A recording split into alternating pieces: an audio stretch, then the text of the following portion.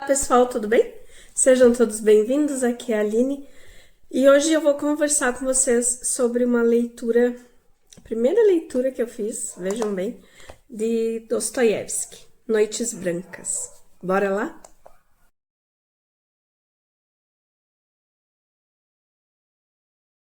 Eu li nessa edição aqui, que é do Clube de Literatura Clássica, com a tradução da Daniela Merino. E ele começa com uma observação aqui, deixa eu mostrar para vocês. A seguinte tradução baseia-se na edição estampada em 1972, em Leningrado, na coleção das obras completas de Dostoiévski, em 30 tomos, publicada pela Academia de Ciência da União das Repúblicas Socialistas Soviéticas. Aqui a gente vai ter uma história bem triste. Enfim, eu achei muito triste, porque a gente vai ter um narrador que vai nos contar sobre encontros que ele tem durante 4 noites com uma moça. Noites Brancas, o título, ele se refere a um período do verão russo, onde o sol nunca chega a se pôr completamente, então a noite ela fica mais clara, ela não fica totalmente escura. E aqui a gente vai ter esse rapaz de 26 anos, que é muito solitário, e nas primeiras páginas ele diz que ele vive em São Petersburgo, sozinho, ele aluga um quarto, né, onde ele tem uma matrona, e que é aquela senhora que cuida, né, da casa. E ele começa assim: foi uma noite maravilhosa, uma noite tal como talvez só possa existir quando somos jovens, caro leitor. E daí aqui ele vai começar nos contando sobre como é o dia a dia dele. Então ele vai nos contar que ele passeia da casa onde ele mora, onde ele paga o aluguel do quarto, até o trabalho e a volta. E ele vai nos contar que ele conhece as casas e que ele conversa com as casas, com as construções. Tem uma parte que eu achei assim, que demonstra muita solidão mesmo, sabe? Que ele diz assim, que tem uma casa rosa e que a casa vai passar por uma reforma, e que ele imagina a casa pedindo um socorro, porque a casa não quer ficar amarela como ficou a casa vizinha, sem vida, só amarela. Então a gente já nota no começo aqui que, além de ser um observador, ele é uma pessoa muito solitária, extremamente solitária. E é devido a essa solidão que ele vai acabar se entregando tanto, eu acho, a esse sentimento que ele vai narrar durante essas 4 noites. É um livro que trata de um amor platônico, que trata dessa solidão, que trata de amizades, de conhecimentos, de relações. Esse livro é uma das primeiras obras escritas pelo Dostoiévski. Ela não foi sucesso de crítica e nem do público, mas ela traz bastante questões, eu diria. E ela é muito rápida de ler, eu acho que eu li em 3 horas, nem isso. E ela, além de fluida, eu achei ela muito fluida, a gente vai ter aquela questão aquele amor romântico, aquele amor platônico, que a pessoa se apaixona meio que a primeira, não é nem a primeira vista, é a primeira fala. Como ele não falava com quase ninguém, e uma das coisas que me deixou mais triste no começo dessa história é quando ele diz assim, que ele passeava todos os dias pelos mesmos lugares, então as pessoas, ele acreditava conhecer todas as pessoas, embora de vista. Mas que ele sentia uma realização, ele se sentia feliz quando a pessoa olhava para ele e ele entendia que a pessoa quase o cumprimentou, sabe? Aquela pessoa tão sozinha que se ele ganhasse um oi de alguém, já ia ser melhor amigo, sabe? E eu achei super triste. Enfim, ele vai, resumindo, tá? Ele vai encontrar, na verdade, assim, ele nota que durante o verão na Rússia, as pessoas saem do centro da cidade e as pessoas vão para os dachas, que seriam as casas de campo. E ele percebe muitos homens saindo do trabalho no mesmo horário, assim, e pegando as charretes, os coches, e indo para fora da cidade, para essas casas. E certo dia ele resolve sair caminhando a esmo e ele acaba meio que saindo da cidade. E ele se sente tão feliz por se sentir a caminho de uma coisa diferente, entende? Fazendo um caminho que outras pessoas fazem. E quando ele volta para a cidade, ele encontra perto de uma ponte uma moça. E ele vê aquela moça chorando. E ele pensa em puxar a conversa, pensa em se aproximar, mas se sente inseguro e não o faz. Porém, quando a moça vê ele e a moça sai, ele fica cuidando e vindo na direção dela vem um bêbado meio cambaleando e tal. E por isso ele resolve se aproximar. Ele meio que salva ela dessa outra pessoa e eles começam a construir uma amizade. Eles começam a conversar e combinam de se encontrar na próxima noite. E nessa próxima noite ele diz, eu vou vir aqui. E ela diz, eu tenho que estar aqui por outro motivo, quem sabe amanhã eu te conte. Na segunda noite ele vai e ela conta para ele que... Primeiro ela pergunta sobre ele, que ela quer conhecer ele, se ele pode falar sobre ele para ela. E ele vai contar justamente isso para ela, que ele é um solitário. Em momento nenhum a gente sabe o nome desse narrador, porque ele não fala.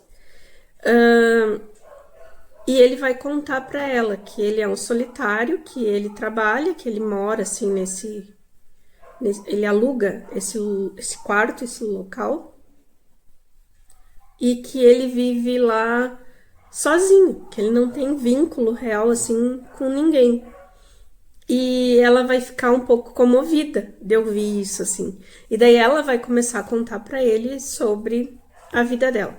A questão é que ela é uma moça de 17 anos, ele é um moço de 26, e ela mora só com a avó, e a avó obriga ela a ficar sentada do lado dela com os dois vestidos, o da avó e o dela, presos por um alfinete, para que ela não saia de perto, para que ela não faça bobagem, porque a avó é cega. E aí ela vai contar que elas tiveram um inquilino para ajudar na economia da casa e que ela se apaixonou por esse inquilino e que quando ele falou que ele estava indo embora, ela juntou uma trouxinha e se ofereceu para ir com ele porque estava apaixonada, enfim. E ele diz que é recíproco esse sentimento, mas que no momento ele não tem como levar ela com ele. E ele promete que dali um ano ele volta.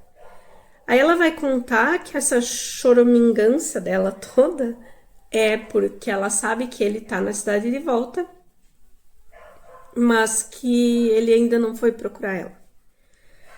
Aqui a gente vai ter eu acho que é o cerne da história. A gente tem uma moça que se sente abandonada, que se sente rejeitada, que falou e entregou todo o seu sentimento para uma pessoa, acreditando que aquela pessoa merecesse e fosse retribuir esse sentimento.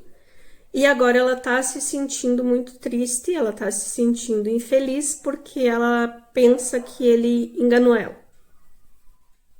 E a gente vai ter o nosso amigo solitário, que finalmente conseguiu conversar com alguém e com principalmente uma mulher, porque ele narra que ele não havia conversado com nenhuma mulher antes daquela noite que ele encontrou ela. E, portanto, ele se apaixona. Começa a se apaixonar. Porque é a primeira pessoa com quem ele tem uma relação afetiva, de certa forma, né? Mesmo que até o momento seja uma amizade. E ela diz para ele na primeira noite assim: você não pode se apaixonar por mim. Ou seja, né? É óbvio que ele vai. Porque nada que começa com a palavra, com a frase você não pode se apaixonar por mim vai dar certo, né? E é isso que acontece. Só que desde o primeiro dia a gente sabe que ele já tá apaixonado devido a essa solidão que ele carrega e a ter essa oportunidade, digamos assim, sabe? E eles vão conversar muito sobre sentimento, eles vão conversar muito sobre o que é o relacionamento ideal, sobre o que um espera dessa outra pessoa. E enquanto ele nos narra essa história,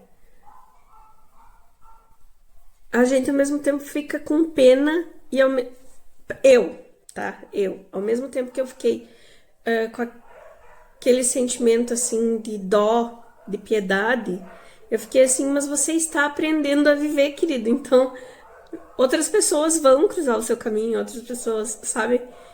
E é um livro que me fez voltar lá na minha infância, na minha adolescência, na verdade. Porque eu sempre fui muito de pensar muito e tentar racionalizar muito sentimento, e entender o porquê que eu tô sentindo determinada coisa por alguém e porquê que é esse alguém que despertou esse sentimento em mim. Eu nunca fui normal, gente. Eu sempre fui assim. Eu sempre fui muito mais da filosofia do que da realidade. Então, eu pensava muito isso. E esse livro, ele me trouxe muito disso, sabe? De volta, assim.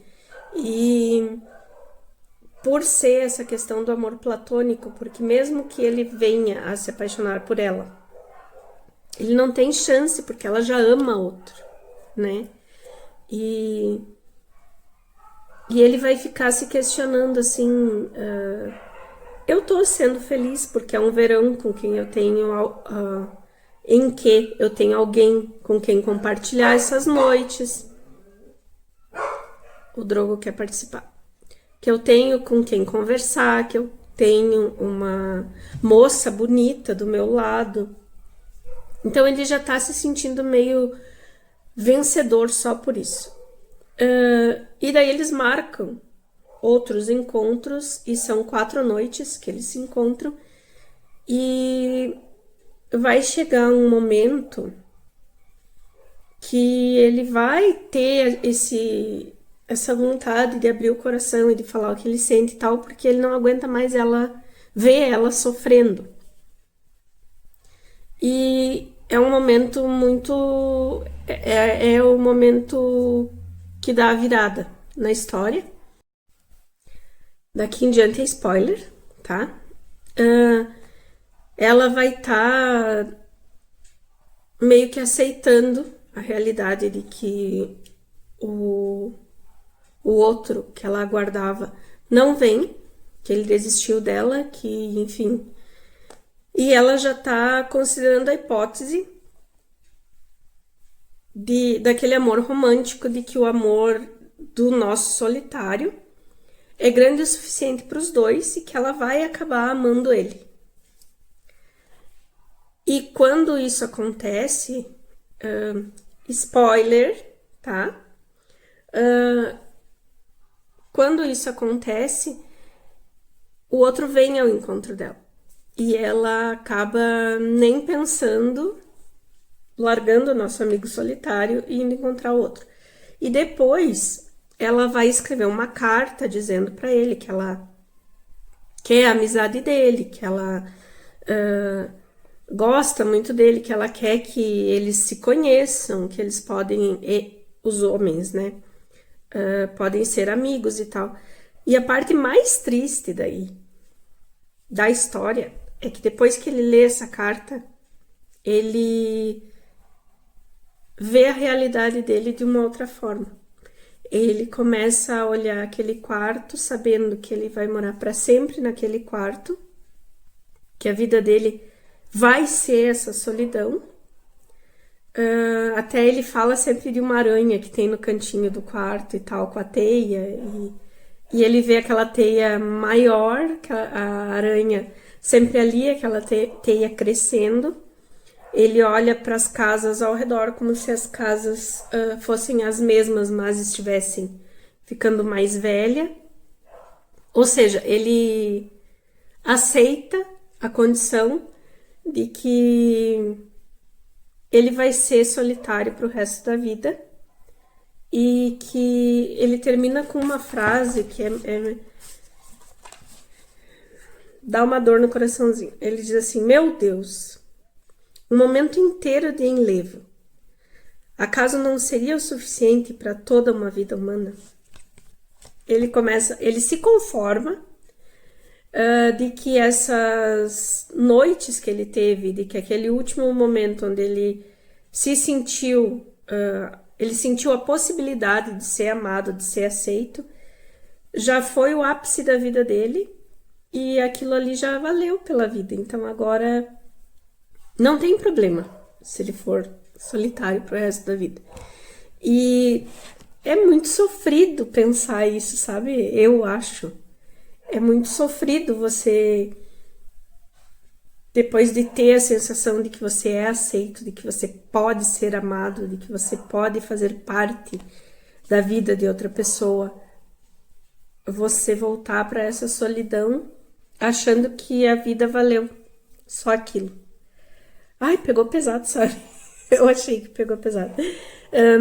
É um livro que até o Dostoiévski, quando ele escreveu, ele foi contra a maré, porque a gente já estava num período em que a literatura ela estava muito mais realista, e o Dostoi volta aqui para aquela questão do romance, né, daquela história romântica. É uma novela onde a gente vai ter diversos diálogos românticos, filosóficos, enfim. Mas vale muito a pena, é uma leitura muito curtinha, muito fluida. Eu achei muito boa a parte que ele fala da cidade de São Petersburgo, quando ele está descrevendo as casas, enfim, o caminho que ele faz, e essa questão da cultura na Rússia, de no verão sair do centro da cidade. Como a Inglaterra fazia muito isso também, né? No verão eles tinham as casas de campo e coisa. E aqui ter tudo isso e descrever a noite, assim, como a noite do verão, como essa noite clara, como essa a questão da beleza dessa noite, sabe? Através das sensações e do conhecimento dessa moça. É muito incrível, assim, sabe? É um livro muito bom. Eu indico mesmo para quem quiser. Foi o meu primeiro, tá? Do Dostoiévski. Eu tenho outros ali, mas eu não quis encarar de cara, assim, os calhamaços. Eu resolvi pegar esse pequenininho. E como eu achei a escrita muito boa, muito fluida, agora vou tentar ler outros. Por hoje é isso, pessoal. Espero que vocês tenham gostado. Obrigada por ficarem comigo até aqui. Eu sempre me esqueço de pedir no começo do vídeo para se inscreverem, mas se puder se inscrever no canal eu fico grata. E comenta comigo aqui embaixo o que vocês acham que eu devo ler do Dostoiévski agora a seguir, que seja fácil, assim, que seja bom também para mim ir entendendo melhor a escrita do autor. Tá bom? Beijos e até a próxima. Tchau, tchau.